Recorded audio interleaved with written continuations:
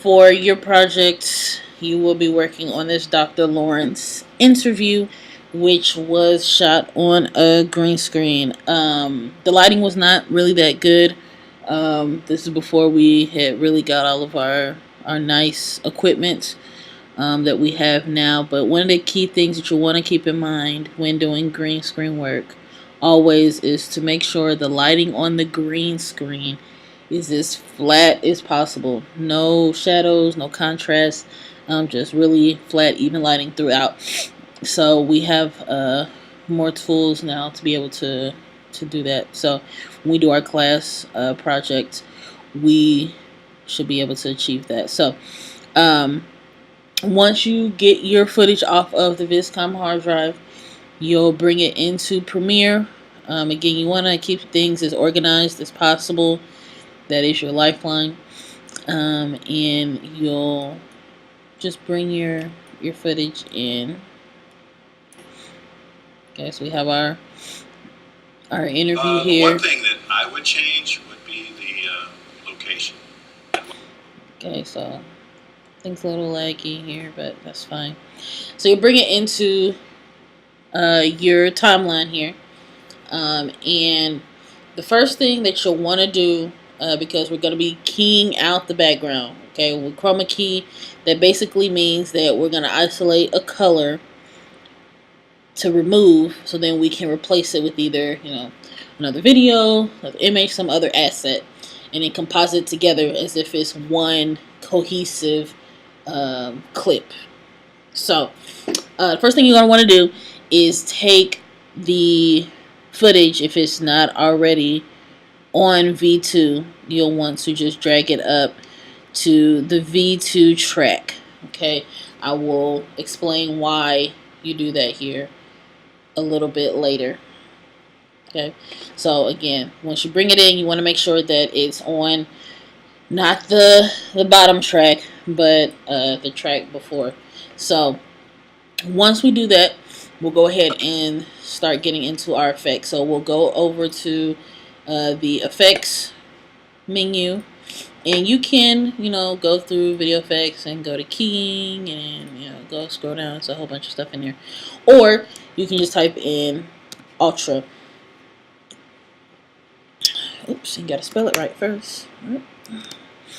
Ultra key is what we're going to use. Now, there's a lot of different key effects that you can use that does virtually the same thing, but Ultra Key is the one that is a lot more forgiving when you don't have the best lighting. Okay, if you haven't lit things as well as you should have. As you can see, we have some hot spots here on our background. It's not evenly lit. So using the other ones, you can, maybe get away with some stuff. But this one is going to be the one that is the most, going to give you the most grace when you've kind of made some mistakes and oversights in production. So as you can see, you'll just drag that on there. I think I dragged it on there. And nothing happened. So that's a good thing, because that's usually not how it goes. So once you do that, you'll want to click on Effects Controls. So when you click on Effects Controls and your clip is highlighted or selected, you'll see, and I put 2 on there on accident, you'll see the Ultra Key effect has been applied, but nothing happened. Why? Because number one, we don't have anything to, replace the color that we've keyed out, and the color that we keyed out is black. So we don't really have a whole lot of black. We do have some shadowy areas there, but because we didn't replace with anything anyway, nothing's gonna happen. So what you're gonna want to use is your eyedropper tool. You can also use your color palette too, but this is gonna give you the most accurate color that you need to remove. So what I usually do is kind of look through it and just see where the most consistent shade of green is. So because it's not evenly lit and even when it's evenly lit, you'll probably still get, maybe a little bit of gradation where you have, several different shades of green. So you'll want to select the shade that you feel is the most consistent throughout. So about right here is pretty consistent, on at least on this side. So I'm gonna select it, and it turns black, which is what you want. But as you can see, because we had some hot spots, we had some issues here, some wrinkles, different things. You want to make sure, again, everything is, very taut and straight, no wrinkles, and you want to light evenly. So Premiere and this Ultra Key effect does have some parameters in here to help you fix things that have gone wrong. So you'll want to open up your matte generation, your matte cleanup. So we definitely got to clean up the matte. And sometimes I use spill suppression. It just really kind of depends on just how bad the lighting was. So one of the first things that you'll want to do with this one is play around with the pedestal. So as you can see, as I'm increasing it, that hot spot is getting smaller and smaller, which is exactly what we want. Okay, but we still see that it is still there. So I'm gonna go to highlight, and I'm gonna decrease that to 0. And as you can see now, we have a fairly decent key just from that. But one of the things that you definitely want to do every time that you do chroma keying, anything like this, you'll want to check your alpha channel. So your alpha channel basically shows you the reverse. So you're seeing not the subject, but more of just the matte. So you want to make sure you have pretty, clean edges here. You may need to kind of soften up the edges just a little bit, just almost like a feathering effect to it, just so it kind of gives the appearance of, the background being more cohesive to the foreground. It's like, they're one image, and when it looks too separated, it can kind of give that kind of hokey look of it being fake. So there. So, and then you can also tell where my problem areas will probably be when I bring in the background that I'm going to replace. So we'll play around with contrast a little bit. That does help quite a bit, but we're probably still going to have just a little bit of issue there on the sides. But we'll see. But that's not terribly bad. And it probably, depending on what background you use, you may not even be able to tell at all. Alright, so once we see that, we have a pretty decent key there. Okay, so we're going to go back to the composite view. And now we're going to bring in our actual background. So I'm going to go back. Not there. That's my project. And I'm going to find a background. So in the VizCom folder for the Dr. Lawrence interview, you have some backgrounds that you can use. Most of them are gradients. Gradients work really well for, interviews, talking heads. But if you want to use maybe a Lone Star logo or, something else that you think looks better, by all means, do what you feel. But these are there also for, you to use if you want to. So you'll, again, just bring it in. And you're going to bring that one into V1. So that's why we put the interview on V2, so that the background can be on V1 and it'll be behind him. Okay, so that's the whole purpose of making sure that it's on V2 instead of V1, okay, because we want this to be behind him. So if you're using an image, more than likely you'll need to stretch its duration. So, I brought the radial gradient on.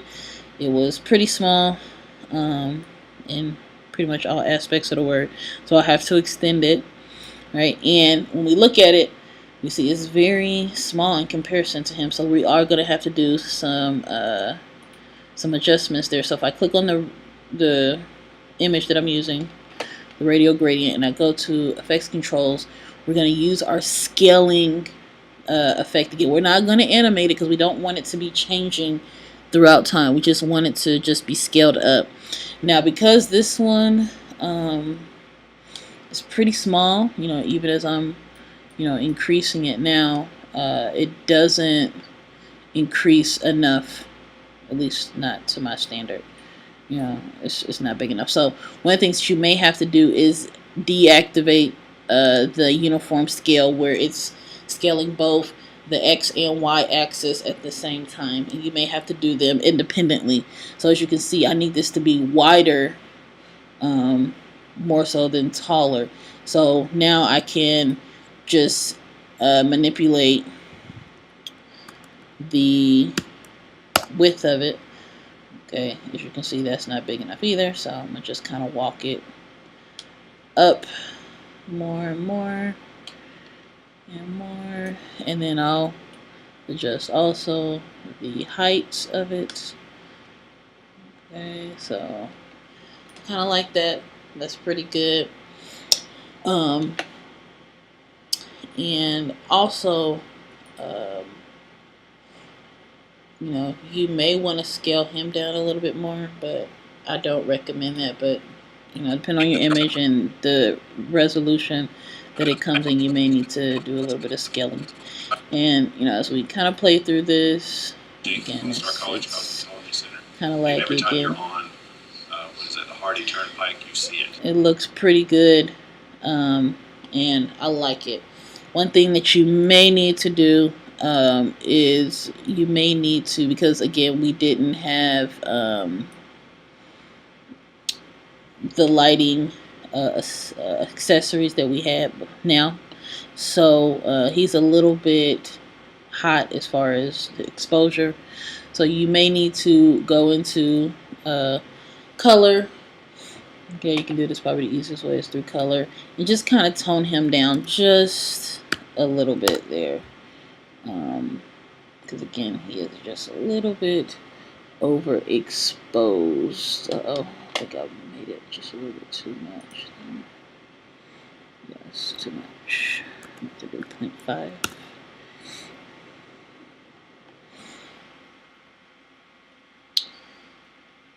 Alright, and that looks a lot better to me. Just that he's just a little bit overblown. You can tell the difference here. His skin tone is just a lot more less just pure white, versus here we get a little bit more of the magenta and pink parts of his pigment. So that looks good. The other thing that I want you to include that will be a requirement is a name key, a lower third name key. So I'm going to show you guys how to do that. Again, I am on the 2017 version, not the 2018 version. So doing this is going to be a little bit different. I think this says graphics instead of title. But you should be able to figure it out. So I'm going to just call it Lawrence name. Okay. When you're doing this, make sure that you have it in whatever folder that you want it to save to. But if you're not, you always can drag and drop things into the right folder or bin. Make sure you're using bins, because when you go back, if someone ever has to go back and finish up your work, the more organized it is, the easier everyone's life is. Alright, so we're in our title tool, and again, yours are going to look a little bit different with the upgrade. But I think I'm going to use this one instead. So with a name key, I usually like to use some type of background to contain the actual text. It just looks a lot better if you can actually incorporate the Lone Star logo somehow in it. That'll also kind of, just kind of give it a little bit more just flair to it. And I'm going to change the color to blue. Okay, and then I'm going to start my text, and I'm going to actually make the text white, as white as I can make it. And we'll put his name. We'll put Doc. Let's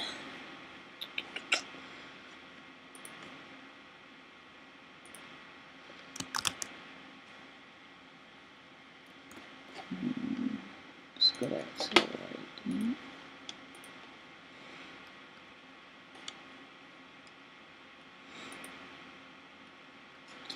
We'll do Dr. Kendall Lawrence. And I'm actually going to highlight that, or underline it rather. And then I'm going to space down. And then we'll put his credentials. So he is a department chair. Okay. And I'm gonna decrease the spacing between those two to something about right there. And then I'm gonna bring it down here. And as you can see, my little shape here, my little rounded rectangle, can be just a little bit taller. Do that, and then I'm gonna bring it down here. Now, when you're doing lower thirds titles, typically because people read from left to right, you'll want to have it off to the lower left. But if it's something where, you know, it's kind of distracting or it's hard to read it, there's something in the actual video where it just doesn't work there, then yes, you can, you know, move it over to the right. But you want to definitely make sure it's in the lower, that's why I call it lower thirds. It's all based off of, you know, the rule of thirds, where the screen is kind of like in a tic-tac-toe board. And so you want to make sure the key is in those lower quadrants there at the bottom. So it looks pretty good. I'm going to add a little bit of drop shadow to it. I like doing that to kind of add some separation with the actual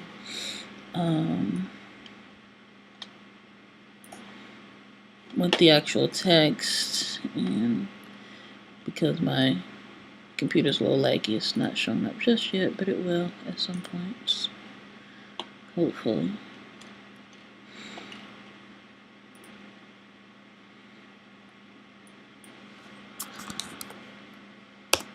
Okay, so we have our text, or our title, our lower thirds. So we can go ahead and close out of that, and as you can see, it's right there. So then I can just drag it onto my my timeline. Usually with this, you want it to kind of fade in, so use a dissolve and fade out. As far as duration, it all depends on the person's name, how long it is, you know, their credentials, how long it would take for a person to read it. So what I usually do is actually just, you know, play through it and see if, you know, it's a and what I mean by that is long that, enough we're kind of hidden. North Harris is. Transition for I wish we it were to, on like a major thoroughfare where people driving by. for people to I read guess it. I'm all about So marketing, but when they drive. probably about right there. I usually say about 7 seconds, and again, depends on how long their name is and the credentials and everything. And then you'll have it fade out, and then you have your